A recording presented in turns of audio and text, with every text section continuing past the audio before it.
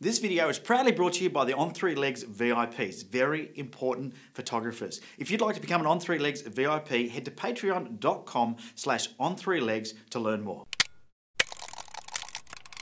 In every genre of photography, there are different tools of the trade to make your life easier. See, in landscape photography, we don't use things like flashes, but in portrait photography, you would do. Now, besides your camera, today in this video, I'm going to take you through 7 tools of the trade that I think you need if you want to increase your success as a landscape photographer and also make it more enjoyable. Making your life easier makes it more fun and you're more likely to get it there and shoot more. So let's get stuck into it. So tool of the trade number 1 is a sturdy tripod. I see so many people attempting to do landscape photography and getting frustrated when their shots are not sharp, and a lot of that is to do with the fact that the tripod they've chosen is not a stable shooting platform, along with the ball head. So the tripod and ball head combination, or the head combination, are really important parts of landscape photography. You don't need one of those video type heads with the 2 handles. You don't need that for landscape photography. Make your life simpler and get something that once you move your camera around, you can just lock it in, and no matter what, it's going to stay there. You want a really good stable shooting platform. I see people investing a lot of money in lenses, a lot of money in camera bodies, and then they buy themselves a really cheap, horrible tripod, and then they wonder why their shots are suffering. Get yourself a good tripod and you'll make your life a lot easier. All right, tool of the trade number 2, you can probably see I've got a backpack on. It's camera bags. If you want to be successful or more comfortable when you're out taking photos, you want a camera bag that is comfortable. And I spent a lot of time in my landscape photography journey searching for the perfect bag, and I didn't ever think that there was one out there. This is the Agena bag by F-Stop. I don't think they make it anymore. I think they've replaced it with another model.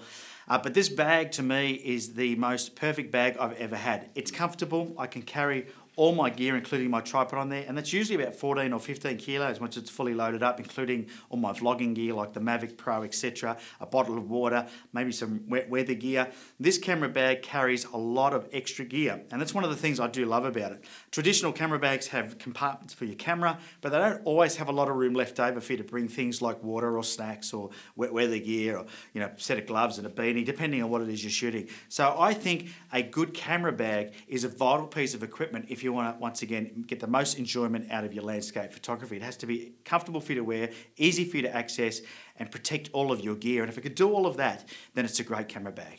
Tool of the trade number 3 is filters. Now you'll see that my camera here has the 14-24 on it by Nikon, has this special adapter for a Lee filter kit. I'll get to that in a second. But most lenses have a 77mm thread, and you can just buy filters that screw onto the front of your lens. They just screw into the thread that are on your lens.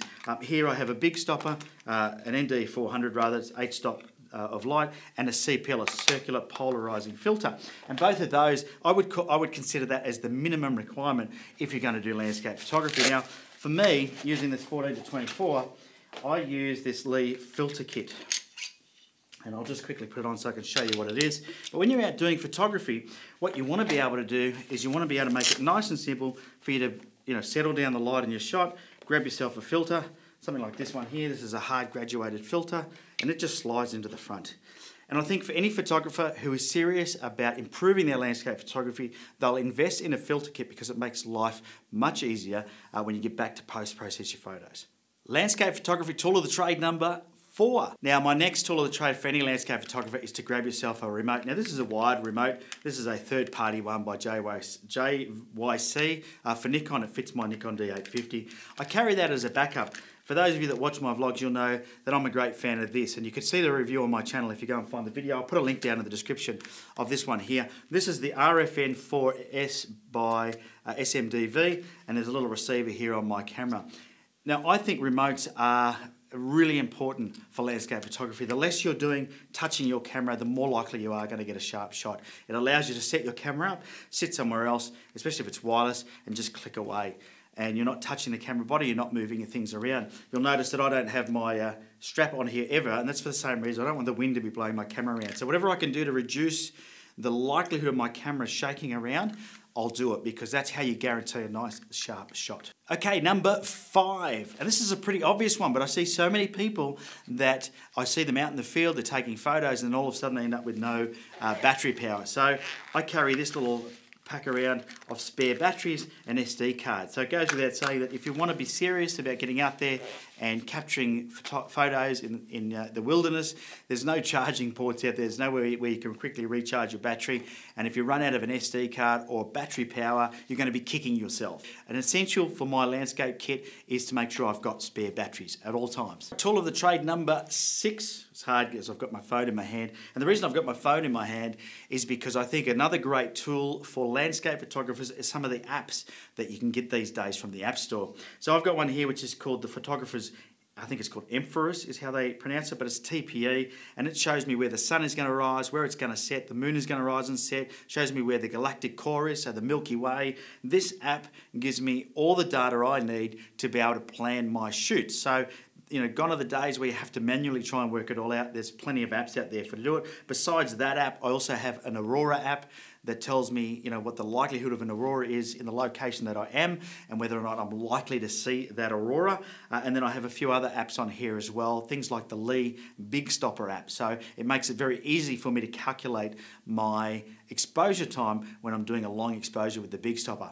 So just find the apps that are going to work for you. You can get remotes for cameras, you can get editing apps so you can quickly preview and edit photos to see if you're happy with the composition. You can get, as I said, other apps that help you work out the best spot or time to photograph things, and I think that's really important. So whilst we talk about all the other hardware things, some software to help you do a great job as a landscape photographer is really important. On the same vein, in this tip of software, not only do you put apps on your phone, but the other thing that you need is some sort of software to process your photos. Post-process your photos. That was hard to say, because I think that, you know, even though a lot of people would like to believe that you don't need to do any post-processing, I'm a fan of post-processing because you get the best results. So shoot in RAW and get some software to help you do that. Whatever software you choose, you know, is going to be right for you. That's whatever you enjoy using, keep using it. But certainly you need some software. An important tool for every landscape photographer. And my seventh, I'm having trouble with numbers here, that's why I'm good at photography and not good at maths.